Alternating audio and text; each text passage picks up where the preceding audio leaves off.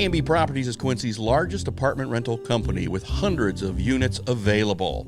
They offer short-term and long-term rentals with 1 up to 4 bedroom apartments. A&B Properties meets the needs of its tenants with care, compassion, and a quality of service that exceeds expectations. A&B Properties also has a convenient tenant app for you to do your payments or make repair requests. Give them a call today. A&B Properties, 217-919-8080, Quincy.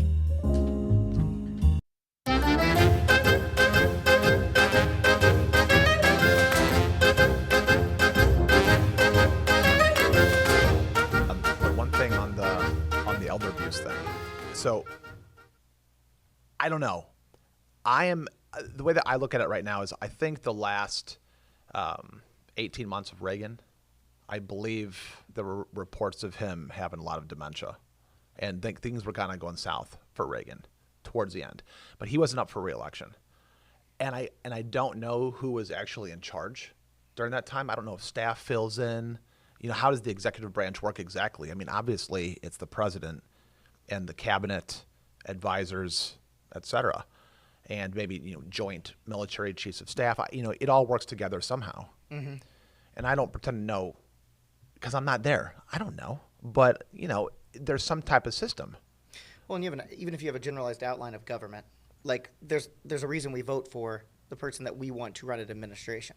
So there's going to be a change up, right? There's a change. Yeah. The exact structures and the outline of like the way the day-to-day happenings are going on, that's what we're voting on, essentially. I think it's like, how efficient are you? Can you put together a team? Do you get the best people? When you have the best people, are you willing to admit that maybe they weren't the best person and move on from that person?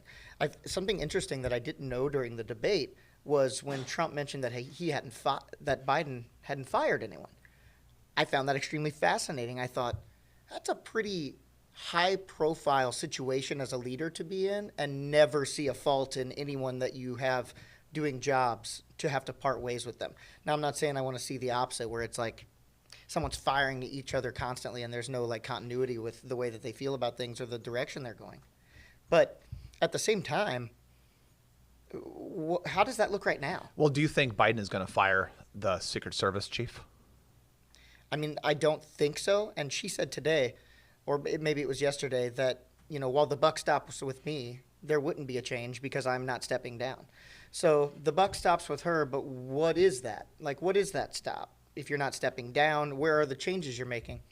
And then, most recently, and we're so early on in finding out about this that it's hard to sift through what's what. For example, today's big headline is that, we couldn't have Secret Service on that building because of the slope of the roof. But the roofs that they were on across the property were sloped. So it's just, don't say anything then. Don't say anything. I mean, like, if I'm in that situation, if I can't come up with something better than that, I'm probably just waiting and collecting data and coming up with something that I can give to the American people that won't make them feel like they're being lied to. Well, also, when you say the roof is sloped, to your point, what you just said, there's other places that are also sloped, and those weren't problems, but this one, in perfect line of sight, is sloped. Okay, well, the picture that they took when they had the three, they had Secret Service and local police up on the roof with firearms, standing over the dead shooter. That particular area wasn't sloped. Like, that area was flat. Yeah, like I didn't get an indication that they were going to have to hook up something to keep people on the roof as they did the investigation, correct? Well, I literally think that when the Secret Service chief leader says things like, oh, it's sloped.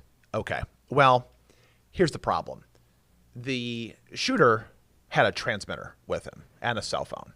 A cell phone and a transmitter. Had explosives in the car. Mm-hmm. There's all of these things that line up. And I know, you've got some people say it was staged. You've got some people saying, I wish the shooter wouldn't have missed. Have you heard any of that kind of stuff? I've heard that kind of stuff even in personal feeds, not just like stuff that I've browsed and seen from maybe big voices that are celebrities. There's some Quincy feeds. There are some that, and you know me, I've been on really good behavior for 3 days. I was really proud of myself. Which, by the way, my guest today, of course, is Zeke Cernea. He is a co-owner of Gym City Gymnastics here in Quincy, and you have had a ridiculous amount of success in your what I like to call your day job, because I've got a day job too. Right.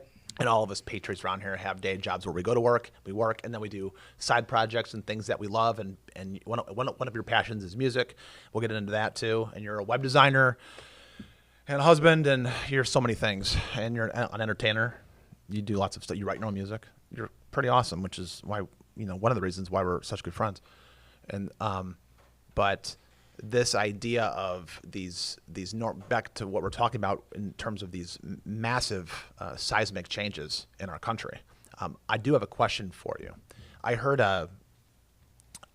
this idea, this theory that where do you move from here? And there's these different chains of theories about where we move from here. One is it's possible that there will be another attack on Trump, and without getting too sexist, I noticed that there were during the RNC, everybody's 6'2" now, no females, Burly. huge, big dudes. Well, there's this idea of you don't want like a little teeny tiny small frame to try to cover a big frame. Yeah, That's just illogical. That's just classical physics. Mm-hmm. But I noticed that his Secret Service team is beefed up big time. I mean, now it's on, and I noticed that there's a lot of rhetoric talking about what Trump's next moves are, what Republicans' next moves are, mostly what the Democrats' next moves are too. I heard this theory. I want you to weigh in on it. Is it possible, regardless if Trump gets another assassination attempt against him or not, because he already had one, okay? And it probably wasn't staged, considering they were using real bullets and they barely missed his brain and it killed somebody. Yeah, Straight bullets. No one's Probably that not. narcissistic. No one's setting that up. That it's completely improbable. I mean, how do you practice that? You can't. Okay, so if it was staged, then it's a ridiculous thing. People who say it's staged, they just hate Trump. Yeah. They just hate Trump, Period. right?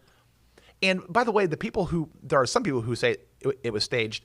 Those are the same people who try to get us to believe that Trump was a Russian asset for 3 years. Those are the same people who are kind of status in nature that say take the jab, listen to us, listen to the media. It's all the same people. So we can't listen to anything that these people are saying. But there's this theory out there, and it's been building today in all of the little socials, that one of the best moves the Dems could do is, so this is crazy, right? This is conspiracy stuff. But I think you and I live in a world where I'm allowed and you are allowed, people are allowed to pontificate upon whether or not they think a conspiracy theory is true or not. We've more than earned it over the last 10 years. Can we earn that now? We've more than earned it. Because if I'm almost positive that I was talking to you a month ago, and I want to put words in your mouth, but I think you and I were talking, we were saying things like, first they try to censor you, then they try to impeach you, then they try to make you look like you're a terrible person, then they try to prosecute you, then they try to put you in jail. If none of these things work, and you are Hitler 2.0, and you really are an existential threat to democracy and the world, why wouldn't they try to kill you? Rhetoric, okay, and that is the whole point right there. Rhetoric, okay? Because we spent years and years, and I'm victim to this. I've never, and we've talked extensively, I've never been a Trump apologist. He has his moments just like I do. He says things. And that's what's endearing about him to a lot of people, is he speaks his mind, and they know where he stands. But the idea that this is even remotely surprising, I was shocked when I got a call from my business partner / brother-in-law, and he told me, hey, at the rally, see what you can find online. Trump's been shot, apparently, or there were at least gunshots. So I get online, and it's funny because while I was shocked and had concern for our country in that moment, I don't think I can use the word surprised. If you paint a picture of someone as, in the last 2 weeks, you can find comment after comment, existential threat to democracy, the end of America as we know it, the last election we'll ever have, Orange Hitler. When you use terms like this, especially with someone who, when Trump first got on the scene, think about it. The shooter in this case, the attempted assassin, would-be assassin, basically was in his most informative and formative years. Okay, he was taking in information, forming an opinion. Those two things were happening at once. And what conclusion do you think you would have drawn at the age when you're in high school, when you're in junior high? Mm-hmm. You lock onto things and you just run with them. And that looks like possibly what this kid may have done. Now, they did interviews with high school friends, and you've got mixed perceptions. Oh, he's kind of a weirdo. Oh, he's really quiet. One person even said that they thought he was a kind person. They didn't find him to be abrasive at all. They're running like crazy with he's a registered Republican. He registered a Republican so he could probably vote in the Republican primary to vote against Trump. Let's be honest. That's probably what happened there, because then he also made a donation to what was it? Maybe like a Democratic super PAC or something right after Joe Biden was elected. So, but getting back to what you were saying, the censoring and earning the right to question things, we're there. This is the time, like more than ever before. And I saw a different Trump the last 2 nights at the RNC, just his face. No matter how much people want to say, oh, he's a narcissist, or oh, he's this, or is that, let's assume he's those things. I don't think anyone is object to having some type of pullback moment and think about things a little deeper on another level. I mean, the guy pulled his speech right away and said, my speech is about unity now. And he's not one to pull his punches. So, I mean, don't you think that's a moment in anyone's life where it's going to give you at least some level of perspective that's going to send you in a direction of some type that's not maybe exactly where you were before?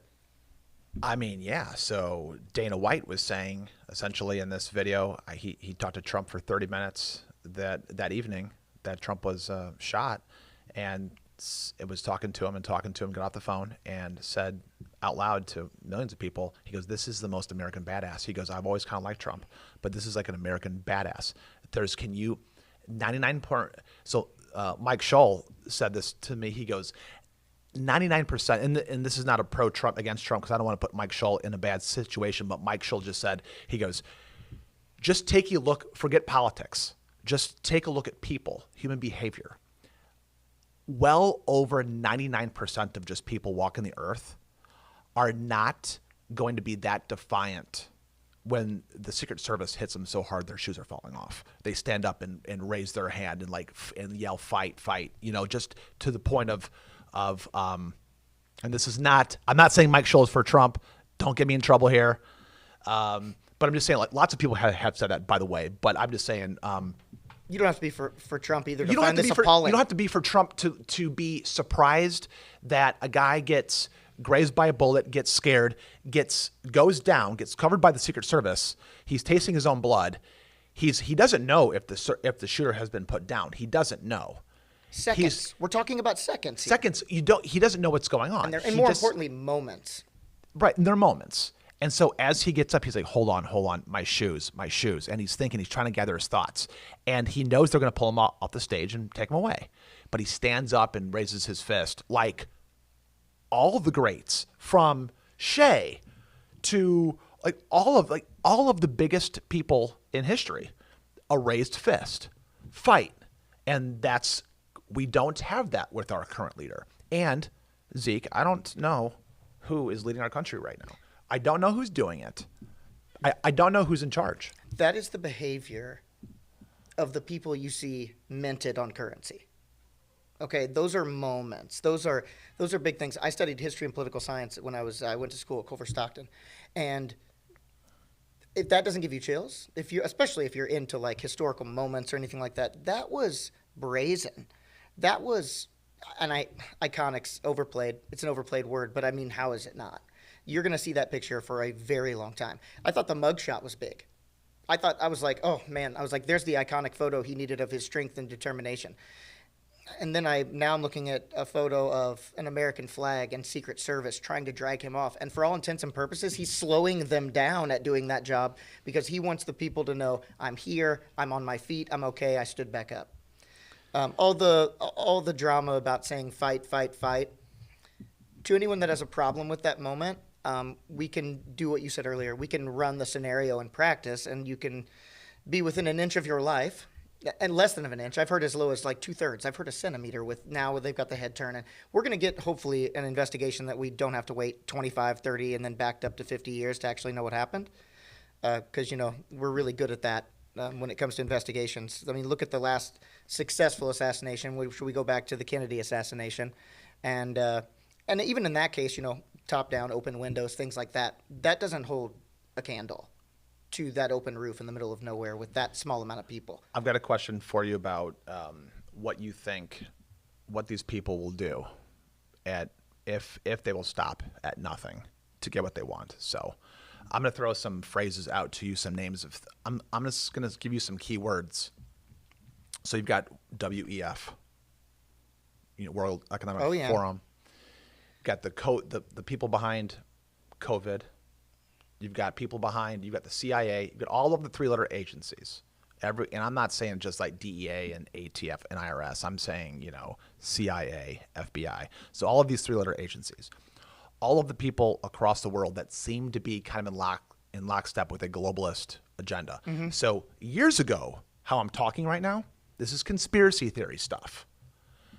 And I don't feel like I have to apologize anymore for saying these kinds of things. I'm not gonna do it. But you can kind of see how I'm hedging, because I'm like, oh, I don't want anyone listening to think that Frankie's crazy. Like, not crazy. If anybody who wants me to not believe my senses, these are things that I think in my brain. I don't have to have anybody tell me these things. These are things that I think, and maybe it's my wiring. Maybe I'm wired differently to where I think these things, but. If I was the Democrats, or if I was not even the Democrats, if I was the people behind Biden, kind of like, pulling the strings and like like my shirt, the consular, I love it. The peasant avante, like behind Biden. You know what I would do? Now this is a theoretical thing. I'm not for this. I'm just saying, to negate the Trump assassination attempt, put an assassination attempt on Biden. They could take out Biden. Those people, Biden wants to stand strong because his wife wants him to be president. His son really wants him to be president. The guy has been fighting for 50 years, politicizing, whatever. He's been doing some type of political job for 50 years. But I think there are people behind the scenes that no longer want Biden because Biden's going to lose. Of course. Either Biden's going to lose. We see it in sports. Bandwagon hoppers. It's just a normal thing. It's like no one wants to lose.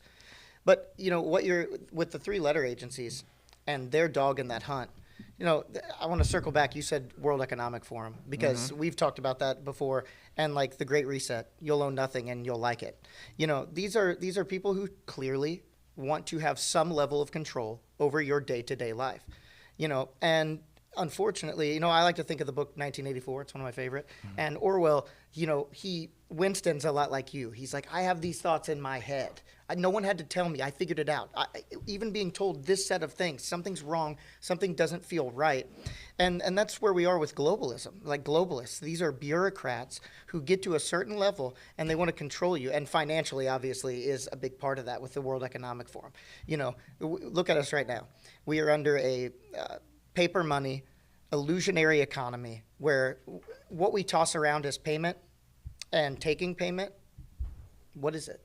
What does it really represent other than the faith of someone willing to take it when you hand it to them? And increasingly in our country, you hear people say like, "Oh, my money's not worth anything. I have paper money. There's nothing backing it." And then we had the burst of crypto, where people said, "Okay, maybe this is an alternative that I can get into a safe space, and then maybe I'm a little bit more protective." And then we have the more traditional ways, like we have metals, precious metals, different ways to protect ourselves. But if we can't even protect basic rights, how will be able? What makes any of us think that they're going to allow us to keep that source of wealth? When are they going to want to do an audit on that? How much crypto do you have? How much gold do you have? What's buried in the backyard, and why aren't we getting a piece of it? That's where your three-letter agencies kind of scare me. And, of course, when you get to the FBI and the CIA, what do we know? What do we know? Well, I don't. I mean, ever since the 60s, after JFK was killed, towards the end of Eisenhower, when his outgoing speech about being aware of the military-industrial complex, and people talk about that great speech. But people talk about that as those are talking points about Eisenhower giving this warning about what we're up against. And so that's at the end of into JFK being killed, all the way up until present day moment, there is probably something going on. There are shadowy, unelected people with lots of power and lots of money, and they get a stranglehold. Their tentacles are kind of stuck in and rooted down into the ground and reached up into a big bear hug of the American collective. It's an oligarchy. It's clearly an oligarchy. And people on both sides of the aisles have said, listen, I think the system is rigged. Listen, you've got AOC and Trump both saying the system is rigged. Remember that debate when Hillary Clinton said, you're not paying your fair share of taxes. The system is she's essentially saying like the system, it's rigged to your advantage. And Trump's like, yeah, totally it is. Like Dave Chappelle actually went back on the opening monologue of SNL. No, where he goes, no, dog, I think I'll stay here and enjoy this tax break. I know exactly what you're talking about. Like Dave Chappelle was saying, listen, I'm going to keep my, I'm going to, he didn't say he was going to vote for Trump, but I bet Dave Chappelle he was going to reap the rewards of where the administration was headed, which is what you do as an American citizen. We have to be able, last night I thought Vivek Ramaswamy made a good point. It's a generalized point, but we have to be able to disagree on a high level and then head to the dinner table.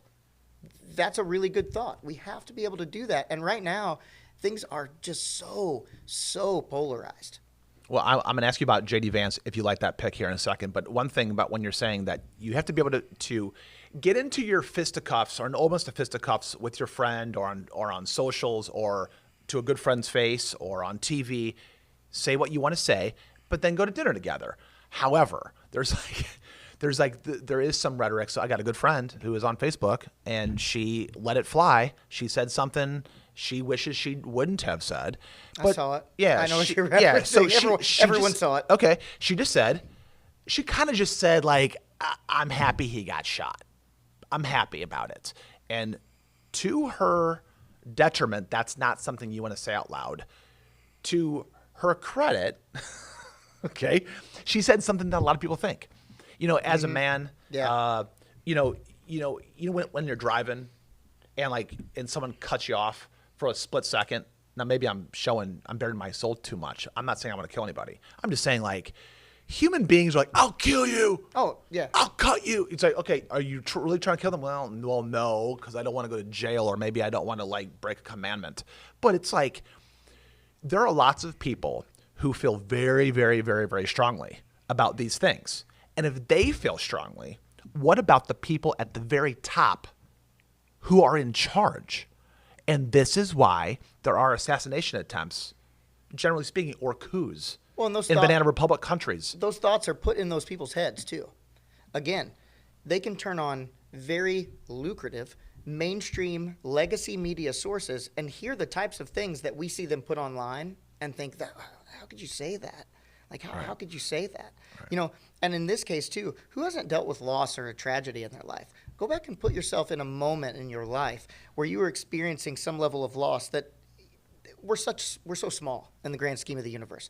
But when a family member dies, in our tight circle, that's a big moment. That's a huge moment. And the last thing you want to hear anyone say from any walk of life is something negative that makes you feel worse about it. So I think we have to get to at least a point where we can control the difference between, I might feel this sentiment, one-liners, social media, like you said. If you're having a conversation with a person, you get to the bottom of it. You're really irritated at the beginning of the conversation and you disagree, but you can get to the bottom of it. You're face-to-face. Tone is read by voices. When you're in the echo chamber, when you're out in the echo chambers, that's not the case. And I know you're no different than me. It's drug of its own. You get on there and you're like, I'm not going to do it. I'm not going to do it. And then the next thing you know, you've already hit send or post. And then you're like, oh, okay. And there's the relief of I'm glad I said what I was thinking. But now I've committed 6 hours of my evening to defending myself against 55 people that I may or may not know. How many times have you been on socials somewhere and you type something, you're like, well, I'm just going to type this out to get off my chest. Yes. And then you read it, you proofread it. Okay, that comma's in the wrong place. That needs to be capitalized. You're scaring me. Bad subject-verb agreement. Okay. You're scaring me. I'm going to insert this parenthetical expression, and then I'm analyzing it. I'm like, okay, delete. I'll go to my notepad because, I did that once. One time I did that and hit a send that probably shouldn't send, and then my pride went, nope, someone already saw it. I can't take it down. I can't delete it. I can't edit it, whatever. So I've gone to the notepad on my phone. I go to the notepad, type it in, do a little editing, and then I'm like, I can always copy paste this. I can always put this on. And you'll go back, and within an hour, you really just did need the outlet of saying it. And typing has become somewhat of an expression of Dear Diary, I think, a little bit for us on our phones. Yeah. Dear Diary. But our diaries are mostly public, and it leads to things. But I also want to let me go back to the way that people get to this point. Let's just talk about how dramatically the charges that were brought against Trump in New York. Okay, we got Bragg, and you've got someone that ran on the basis of I'm going to get Trump because, in our modern world, that's a campaign slogan. I'm going to go after this guy. It's like, you're a prosecutor. You need to go off after the people that need prosecuted to keep the city of New York and its best interests safe. That's what you need to do. But I'm sure there was a big part of the New York electorate that actually heard, I'm going after Trump, and they liked it. But then you look at the charges. At the very least, they're specious, right? These charges are beyond anything but well-timed political hits. Where were these charges 6 months after Biden won the election, when they didn't think that he'd be back? Where were they? Still misdemeanors? Where were all of the election cases in the other states that were brought 6 months after the election? No, they all seem to come to a head right here, leading into the fall of an election year. And I'm insulted. Like, as a citizen, as a voter, I'm insulted. Like, I can't see past that. And then I see that there are roughly 48 to 52% of the population around me. They can't see it. Or, and again, and that sounds like me putting my opinion above other people's or my conclusions above other people's. But there also has to be a point where you look at a set of facts and you look at a set of circumstances, and, that wall over there's blue. We can argue about it all you want. We can be like, well, I think it's this shade of blue, or I think it's this. Like, that's great. It's blue. And those are the kind of things we have to accept. Reality-based, right and wrong. And that's controversial. What I just said to you, that's controversial. Right and wrong. Right. That's controversial. Correct. That's something that I will say, and someone will go, no, well, there's a lot of shades of gray. Like, okay, again, where we can have a discussion about shades of gray. Shades of gray, that's the one thing. So you own and run Gem City Gymnastics. How many kids are in that organization approximately? Like ballpark. I'm going to give you ballpark, like a little over 1,000 families. 1,000 families? Yeah. So those are people in the system that have at least one kid. So that doesn't give you a complete, because a lot of times, you've got brother, sister that they want to get in there and do it too, because, one kid does it and the other kid goes, so I have to sit here for an hour while she jumps in the pit? And then, gets a lot of guys. And that's something also that we have a lot of guys in the program too. Well, what I was going to talk about was this idea, because you're talking about black and white and gray. And this is one of my questions for you, that you're a good person to talk to about this. One of the things that being human, you're kind of taught right and wrong, black and white. And then as you get older, you find out that the world is so full of gray. There's so much nuance. And it goes back to, you've got 1,000 families. So, I've got 3 kids that my wife and I are raising. But, when we go to, when we run our soccer clubs, we run our wrestling clubs, and we're going to park district baseball games. You get all of these kids. And it's, you tell a kid will say, well, when should I swing? Well, is that a black and white answer? Whenever you feel like it? Well, no, because what if that kid's judgment is off? You don't want to just swing. Does my swing matter?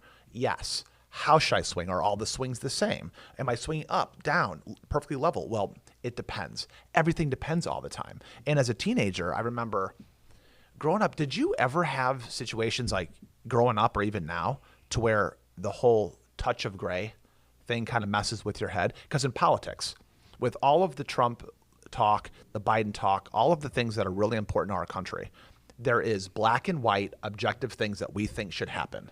Okay? It's like if I say, do you like immigration? You might say, it depends. I like legal immigration.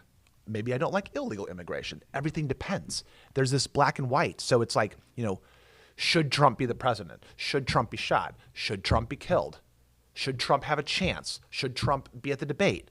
Should Trump pick a VP of a state that he needs in order to win in the Electoral College?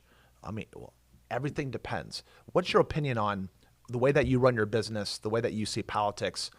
How how much of a train wreck is the it depends, the lack of objectivity, the lack of black and white? How do you navigate it? So as a coach, I'll start as a coach with my team. When I'm navigating black, white, and the gray area, when we acknowledge that there's a gray area, we've got to learn from it. We've got to figure out in that gray area, we've got to pick through it and not just instantly go, well, I do it this way. We got to pick through. So in sports, like we use a lot of drills, we use a lot of conditioning, and we talk. I like to tell people a lot. Like I do a lot of talking with my athletes. I'll explain something to them, like a technique, and I'll say, what are you feeling when you're doing it in conjunction with what I'm saying I want you to feel or the technique that we're trying to use. And this is where, as a coach, like in sports, I have to go out and do more research. I have to make sure, because every athlete's different. Okay, approach is different. And so where there are things we know we have to do. We know we need endurance. We know we need strength. We know we need flexibility. We know we need to be able to work hard. We know that we need to be able to be accountable for our actions and the work that we put in conjunction with the results that we get at competition. Okay, I know that all those things exist, but I also like to look at the athlete like, what are you feeling? Like, well, you're saying this. You're saying that my legs aren't together. You're saying that I'm not getting the toe point or I'm not getting this proper extension in a certain position. I can't feel it. That's a gray area, because what I have to do is, like, if what I'm saying is not working, if what they are trying to hear from what I'm saying is not working, I got to go into that middle area. I got to go on the left or right to give it the political narrative. Like, I've got to be able to go in and add things to my tool bag that can help with the way I like to do things. And that's what gray area is. It's people in the middle going, okay, I believe this is wrong and I believe this right. We have this exception here in the middle. We have these exceptions going. What do we do here? Like, and there's stuff that needs thrown out of that middle pile, and there's stuff that you need to accept, to learn from, and bring into your toolbox. And I'll go ahead and answer your question. You said you were going to ask about J.D. Vance. I think that's a great example. Right now, the big headline is, well, he called Trump a narcissist, and he called Trump this, and he called Trump that. In our lives, we have moments. We discussed many times. I'm not an apologist about politicians. There's things they say I don't like. There's things they say that I do like. But I'm at a point now, like him. We went, oh, there's a bigger picture. There's a bigger picture than my nitpicking about the way someone chooses to express the way they feel. And to relate the two, that was a good question. Like, I'm relating politics to business and like sports, but it's relative in the way that we make decisions as people. And so what I'm trying to do in my program is I'm trying to treat each athlete individually, the way that they need to be treated, the compassion they need, the nurturing they need, also relative to the parenting they're receiving. Okay, because every parent, you have kids. You have a way you and your wife have decided to do things, which give her my best and your kids, because you have a great wife. Super nice. I do. Oozes intelligence without having to build herself up. I know. I have the same wife. Like it's really lucky when you have a great partner. It makes things easier. But you guys have a way that you do things. And one gap that I see a lot of times in culture is I want to make sure that I'm not only doing my job the best, but I'm also sticking somewhat close to the ideals and the expectations of the parent. When you get a kid to the team level, I want a conversation. I want to at least know their parents. I want them to know me. I want them to see how and why I do things, and people don't always agree with me. Sports is that way, like especially youth sports, okay? I'm not dealing with their agent or their manager. I'm dealing with the person that housed them for 9 months, and that is that person's most prized possession. Okay, they're a member of my team. They're number one in each of their managers' lives, to say it that way, And so I have to be able to work with them in a way that I'm providing structure, and I want to provide good structure that's helpful to their development. And there are times where, we may not agree on the way to handle something, but I always am able to sit down and find a way to be like, so here's why I'm doing this. Tell me what you're thinking and how that fits into the plan that you use as a parent and how we can just benefit the kid. My disagreement our disagreement with a strategy as to the way someone parents their kid, or the way they vote, or the clothes they wear, or the music they listen to, or whatever it is, it doesn't matter. When you have a good conversation with someone, when you actually care to see what they have to offer that you can bring into your toolbox, you're going to have success. Speaking of success, something really big happened in your organization, your team. Can you talk about this a little bit, something that happened recently? Well, we were in Louisville, Kentucky, so we go throughout the season and we have state championships, and I run the power tumbling program at our gym. We have competitive power tumbling, we have competitive all-star cheer, and we have competitive women's artistic, which would be similar to what you're about to see in the Olympics. So I run the power tumbling program. We were in Louisville, Kentucky for the United States Trampoline and Tumbling Association National Championships. The national championship. National championship. End of the year, everybody comes together, every state that has the kids that qualified from their state competition to represent their state. Because they actually do the competition in a way, too, that at the end of the 7-8 days of competition, there's going to be Team Illinois one or Team this one in different divisions. So basically, you're not only competing individually, but then you have a team competition where you're kind of looped up with some of your athletes that are in the same level in division. You guys can go for a team award in your event. And then there's that continuity of, and if your team does good, if the clubs from your state do good, all of a sudden it's like, hey, Illinois had the best to offer in this sport this year. You know what I mean? Like, that's a big thing. So there's all these different levels they're doing stuff. We had some really we had individual and we had team success. My 2 highest level athletes are both national champions in their respective divisions. And while we're talking about that, thanks to Muddy River News for Sports for coming out and covering that, because Shuckman came out and did Shuck on a Truck, and the kids loved it. They just thought they loved that. And I did too. It was so comfortable, and like, he does a great job. He's good. He is the guy that you want interviewing your student athletes. I'm telling you right He's now, good. The kids had fun. They were relaxed. And that's not to say anything bad about anyone else that's interviewed them or anything, but it was a little more put together. And that felt a little bit more their generation. Like, there's a iPhone on a stand, and we're just talking on the back of this guy's truck. That's what they see on the social media platforms they use. That's what they see when they're online, which unfortunately is to a degree a little too much of where they live their lives. But so I was really proud of them. And then the next to highest level, I have a young sub-advanced girl. She won a national championship as well. And then I had 2 young boys who got like second and third in their respective divisions. But together, they teamed up and won. They were the best team in the country in the level that they were in. So that was cool too. Jeez. Guys get it. I didn't know about that. I Yeah. didn't know about that part of it. How many national championships did you guys put together in the past month? So 3 individual and 1 team. Oh, wow. And 2 of those individual were at the advanced level. So that, and I put out a post, and we've had kids do it before. One of the cool things about one of the girls' name was Ruby Akerson, but her sister Ashlyn, who was a couple years older than her, she won that national championship in that level last year. She gets hurt in the spring, unfortunately, has a knee injury. It's her senior year. What are you going to do? Sports again. Like, here's the downside of it. She's going to be sidelined. It's not going to happen. And then her sister goes to the competition, and I'm not going to call her sister an underdog by any means, but I don't think that her sister maybe doesn't do quite technically as hard as skills at that level as she does, but this girl, she's so clean.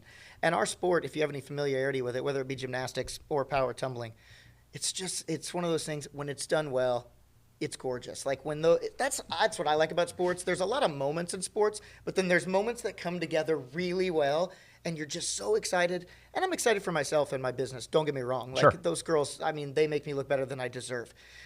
But at the same time, like, I'm looking at those girls and I'm like, this is going to be this is a core memory. This is a core memory. But more importantly, the core memory that's bigger than winning, those girls have lived at the gym. The girls that I'm talking about I've known them since they were kindergartners. And now it's like you're a senior in high school. And that's the hard part of student athletics too, because there's this day. I always compare it to like Neverland. You know, it's like a book. I'm Peter Pan, and I make all these great friends at Neverland, and they go through their high school years, and we compete, and we're a team, and we do all these amazing things, and then like they graduate, and it's time to go like be big girls and big boys. You know what I mean? And I'm like, and then I do it again. And then I do it again. And do how many of them come back like later on, like years later, and walk back in the gym after being gone for years? Does that happen? Thanksgiving, Christmas of every year of the last 20 years of my life, I've had previous team athletes come in when, like, I've gone out to dinner with some of them. There's 2 of them that, like, they're in their 30s now. I started coaching really young. I took over my team when I was 16. So, and then Jacob and I bought the business when I was 19. So we were really young. So I have kids that I coached when I took over my team that are close to my age. Wow. Okay? And, like, there are 2 that my wife and I became friends with. Like, we went on a vacation to Seattle with them, just to go and hang out, me, my wife, and a couple ex-athletes. So I really hope that the message that I'm sending to people that either are at the gym or will be coming to the gym, I truly believe, and I think it was there when I was a kid, the people I'm closest to in my life now, in some spider-webbed way, I met them at the Gymnastics Center. So So I'm trying to create a family environment. I want these kids to feel like I'm coming back for a family reunion. I'm getting together when I come back for holiday from college. I'm getting together with the people I was on team with, and we're going to go to the gym. We're going to hang out. We're going to see our coach. It's like, and I think we've done a good job of that. I think we've created an environment where people don't only want to be there, but then when they really don't have the opportunity to be there, they're like, I want them to hold on to it and it be something that they look back and go, I learned a lot more on that team than that championship I won that one day in the summer. yeah, in the green room, you were talking about your experience this past weekend. I guess you were performing at the Poorhouse on the Promenade, 6th Street Promenade here in Quincy, right down the street. Loving right? the Poorhouse. And so somebody texted you something about Trump got shot, but you were ready to go on. You're ready to go on to play. That is pretty much exactly how I went. So my brother-in-law / business partner, Jacob, who is married to my sister, and he calls me, and I'm setting up. It was so hot, too. It ended up a beautiful night. Right. But it was hot. So I get my phone out, and I answer. It's like, hey, and you can always tell in the first couple of words of someone, and you actually worry a little more. Like, so he's married to my sister. So there's all these things. It's like you're my business partner, one of my best friends. You are they now have a young son and it's just like, so when you hear any type of strangeness in a person's voice, you instantly go into like a millisecond panic, and he's like, luckily, I mean, I guess luckily, not luckily, whatever, it wasn't a family member or anything like that, but he goes, President Trump was shot at a rally, or at minimum shots rang out, and he had heard from his aunt. And I did what anyone do. I was like, okay, let me call you back. I said, of course, in my case, I was like, I'm going to get on the Daily Wire. Confess, I'm a Daily Wire guy. I enjoy their programming. So I get on there. Even after they booted Candace? How dare you? No, I'm kidding. Yeah, I know. How could I continue my... We can get that later. So what happened? So I hear it. I'm like, I'm trying to find stuff. I find the shots ring out. I go straight to X, Twitter, whatever you're still calling it, because I don't really do a lot of tweeting, Xing, whatever you want to call it. I don't do a lot of that, but I spend a lot of time looking. I spend a lot of time getting that quick headline, good, bad, or ugly. It's a place you can go and get people's opinion, people that are there. The first things that I saw actually were people that were tweeting and hashtagging it at the event as it was happening. So it didn't take long. I saw a couple photos of the ear and the blood, and I was just, I was about to go on to play. I was at the Poorhouse. I was out in the courtyard, and I'm hooking stuff up, and I'm going like, I'm having all these thoughts. And even later that night, I do this quite a bit, but I especially felt different about it. I was like, at some point in the set, I'll be like, hey, how many veterans are here? Or like whatever. And I'll be like, hey, you guys are the reason that I get to sit here amongst all of you on a beautiful evening. And our objective and our goal today was to get together and listen to music and share an artistic experience. And depending on how that goes, is there a hold on that? Like, where are our businesses open the next day? Do we take a week in mourning? Are we still at that point? Are we in that part of our country where we set back and we put aside our things to respect a leader? Or are we way past that? Is it a 24-hour news cycle and we're right back to whatever? Because I kind of had that thought. I'm like, the president's been shot. I got to play this set. Like, that's what I'm going to do. But so you were at the Poorhouse. Anyone who's not been there, explain the Poorhouse. The Poorhouse is great. And I believe Jared Jones is operating. I believe he's the owner. But I talked to Jared, who's also owns the Axe Company and does amazing things for Quincy. Let's just call it what it is. The guy's out there. And ironically, I taught him when I taught PE at St. James Lutheran for 7 years. So I had him as a late elementary school, junior high kid. And now I'm like the help. You know what I mean? Like, I'm coming in and I'm like working for him now. So the world spins in a glorious way that I enjoy. And this is Poorhouse, P-O-U-R. P-O-U-R-H-A-U-S. Yeah. So play on words with a little bit of German thrown in there. It's great. So and I'm getting used. I'm new to it. Like, I'd only been once before I played. I got I walk in. I'm like, so I can get a double shot of espresso and a craft beer. Okay, this is good. Like, I really like this. This is a good idea. And my wife and I sat there, and she got a drink too. Loved it. So and then I got this opportunity to play, and they've already contacted me asking me to come back because we had a great night. It was really great. We were in the courtyard. We weren't inside, and the weather ended up nice. Facing the 6th Street alley that goes perpendicular into 6th Street. So that's going to be facing that mid-block plaza when it's all done on 6th Street right here on the promenade. Because all of this is all the 6th Street promenade stuff's all interconnected. Yeah, So go ahead. it's all good. And I think what the Poorhouse is doing too, this is something that's happening. There's like a movement happening, and I give a lot of credit to Quincy Bruco. I give them a lot of credit. Totally. There's this new thing that is happening, at least here in Quincy, where people are like I said, people my age, most of them. I don't have kids, but most do, and we're in a really cool moment where it's like, hey, we still want to go hit up the brewery and grab a craft beer, but like I don't have a sitter for the kids, and we're getting away from that because they've created family environments where it's like, Right. on my event, it specifically said, which people ask me this all the time, and I never have an answer. Like, hey, my 13-year-old wants to come see you play. They listen to you on Spotify. They'd like to come see you play, and I'm like, and I'm never sure if I have somewhere good that I'm okay with sending them. The Poorhouse apparently is doing this, like I said, because right on there it said, come enjoy bring your family and friends, enjoy a night at the Poorhouse, a chill night, I think it said, not to misquote what they said on the event. But it's really cool how I'm seeing this incorporation of like going out to see a band or music doesn't have to be this like wild party scene, which I think there's an off connotation about that. I think that there are more opportunities being created where you can start to introduce young kids to the arts in another way that's not just, I had to take them to a tavern, or I had to take them here. Yeah, and I think the Blind Goat, when that opens, I think that's going to be family friendly too. Which Okay. That's going to open up right Are around you the there? corner. Like, you kind of share that sentiment? Like, that's a really cool It's wild. niche. I like it. I think it's a good thing. And not to get off on that tangent, but it's also like... Go ahead. While you're talking, I'm trying to find you on Spotify. Yeah, and not to get off on a tangent, but it's one of those things where, too, I think that going forward, we're going to have to reevaluate the arts. When we say the arts, with the way that kids create content, and like think about how many kids now, it's like, what do you want to be? I want to be a YouTuber. I want to be a content creator, whatever, something like that. I'd like to see eventually, I hope we get into a situation where the arts becomes not just like, I went and saw a ballet, or I went and saw the symphony.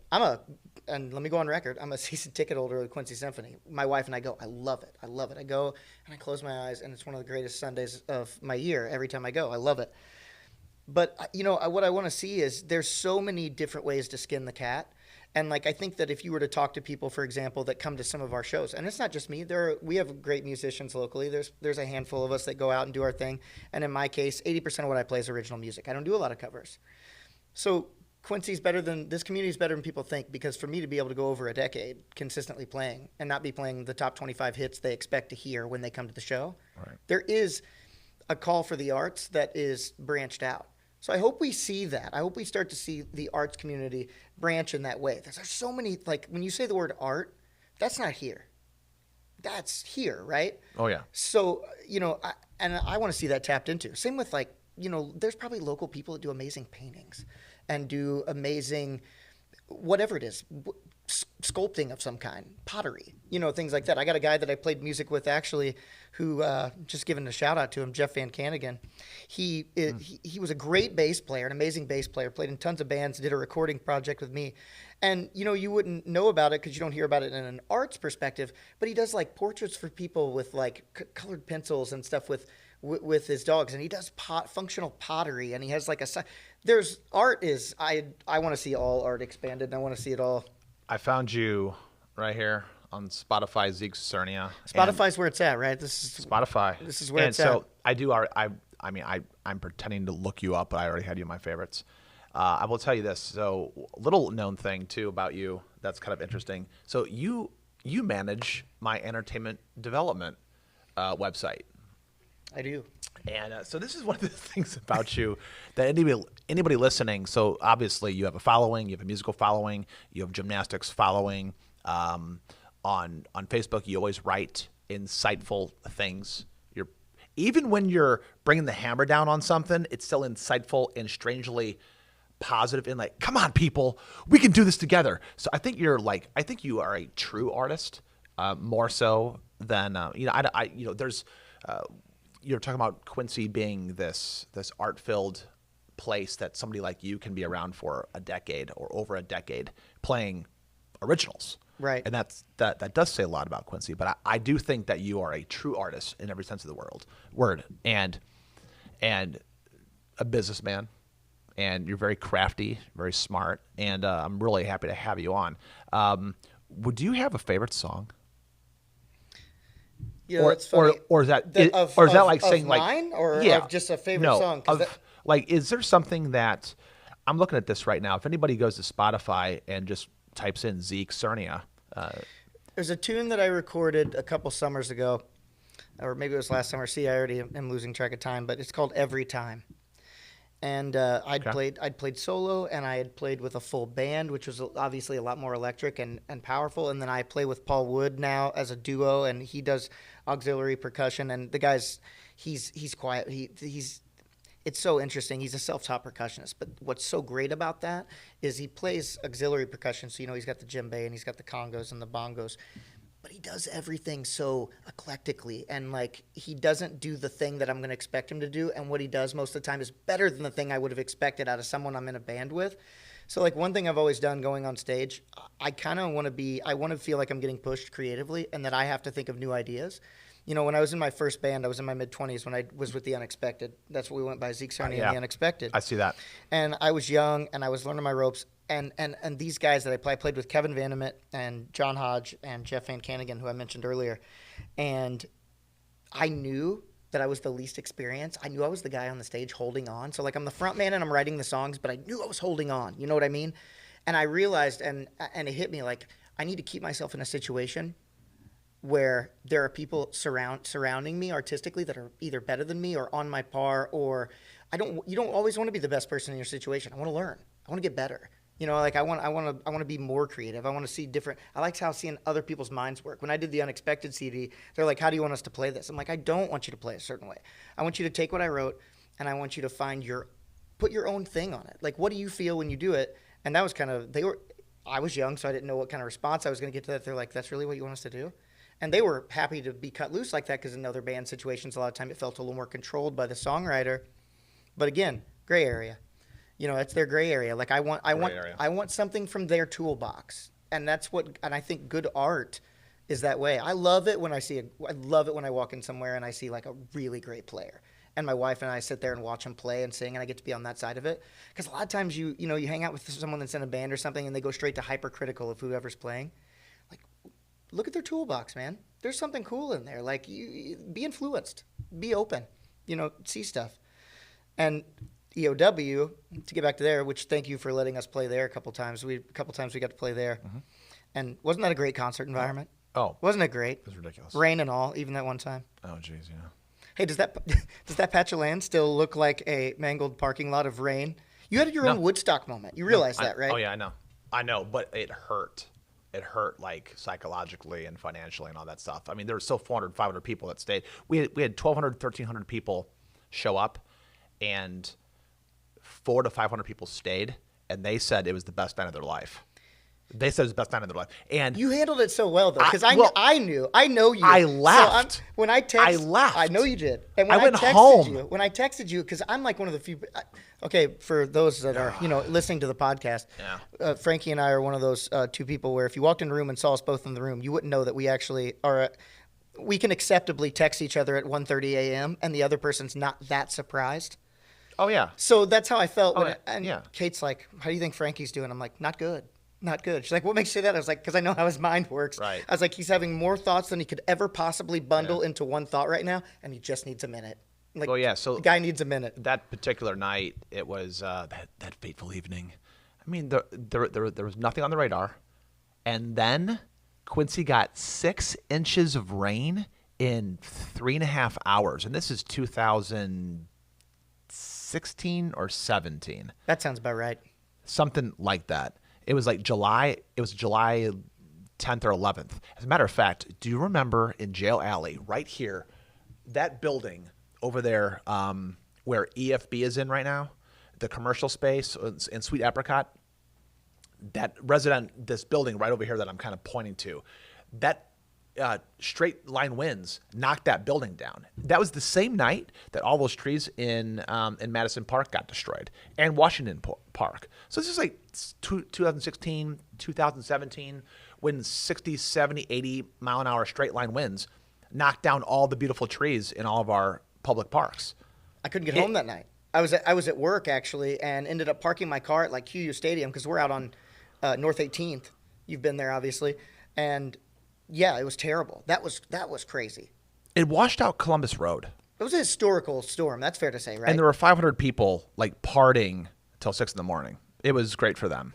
Good for them. And there's lots of people who still think about it. Well, as usual, you and I get to talking, and then time is up, and we're done. But you got anything last you want to say? Any last-minute things? Do like one shameful plug. Please do.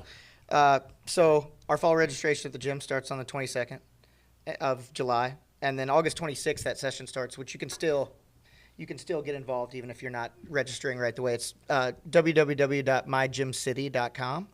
So check it out. Check out what we're doing. Like I said, if you've got a prospective cheerleader, a little gymnast, guy or girl, a tumbler, if you think that there's any type of interest there, we'd love for you to come out and see what we're doing. And I think this year, especially with the Olympics going on, I think that a lot of young people are going to be very fascinated and maybe being turned on to gymnastics for the first time. So I think that's going to bring a lot of us excitement. And we've got a great Team USA. We've got a great team. So I think that's going to be a good time for everyone to watch. You guys have more national champions. It's phenomenal. I'm looking at your website. Did you make it? I did not. You didn't make this? So check this out. Because my wife. You made mine. I know, but my wife runs great. All the updates and stuff. So we were like, you know what? On that website, why don't we just create a separate situation? And I've got a great friend who is living in Chicago right now. It's doing the website. He does a great job. This is a good website. Yeah, he does a great job. Yeah, so we've got, like I said, we've got a good cheer team. We've got two cheer teams. We've got a younger cheer squad and an older cheer squad. So it's not just older girls; it's also elementary school age girls that get to dip their feet in those toes before it's even offered to them in high school or junior high when they get there. Like I said, the tumbling program, we've been extremely successful. Honestly, though, we've just been blessed. I was 19, like I said, when we took over that business. And we have more than we deserve. And the community has been really supportive of us. So I can't give enough thank yous for that when it comes to the gym. We hope we see new and more people coming out. And then lastly, like I said, music, Spotify, Apple Music, all that stuff. I'll be out at Spirit Knob, I think is the next time I'm playing on the 28th, which... July 28th. July 28th. And I'm pretty sure that's right.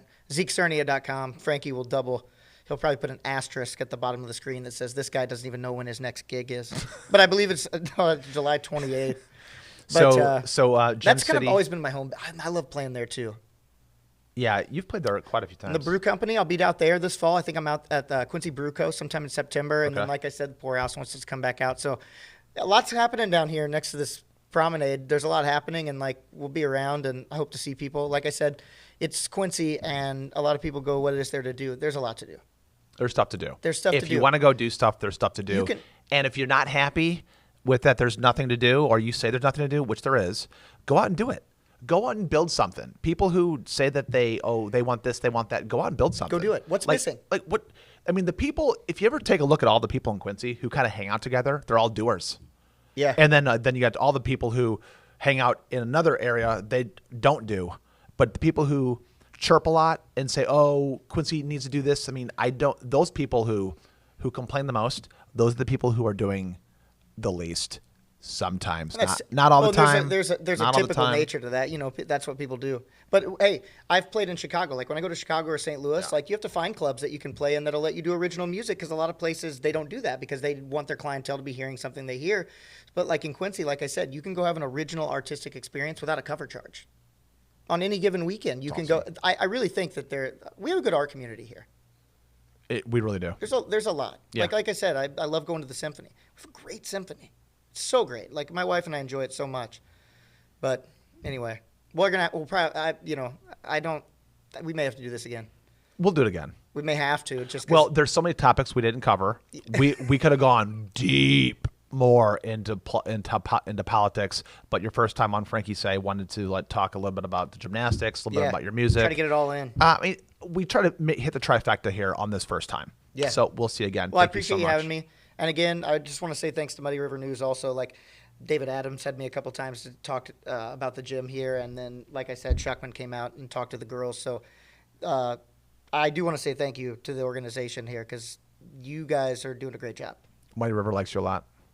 No, I like Muddy River. And like I said, the instant, genuine interest in what I called about or sent a message. I mean, right away, it was like, I want to talk to him. I want to be involved. And that can be hard in women's sports, which, like I said, we have guys, but predominantly, a lot of females. And I don't think they always get their due because I have kids that do amazing things that aren't stick and ball sports.